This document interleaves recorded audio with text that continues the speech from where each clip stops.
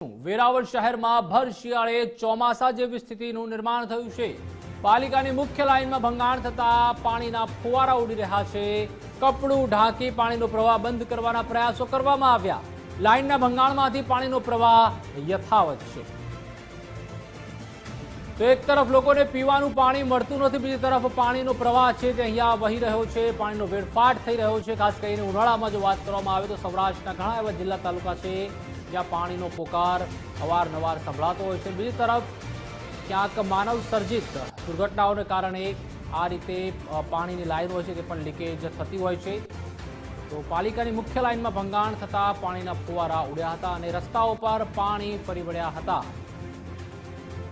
કપડું ઢાંકીને પાણીનો પ્રવાહ બંધ કરવાના પણ પ્રયાસ છે તે કરવામાં આવ્યા હતા, પરંતુ તેમાંથી પણ પાણી બહાર આવી રહ્યું હતું। તો વેરાવળના આ દ્રશ્યો છે। મુખ્ય લાઇન જે હતી પાણીની તેમાં ભંગાણ સર્જાયું છે ને ભર શિયાળે ચોમાસા જેવા દ્રશ્યો છે તે આ વિસ્તારમાં જોવા મળ્યા છે, કારણ કે પાલિકાની મુખ્ય લાઇન છે આ, તેમાં ભંગાણ થવાને કારણે પાણીનો પ્રવાહ છે તે રોડ રસ્તા પર વહી રહ્યો છે।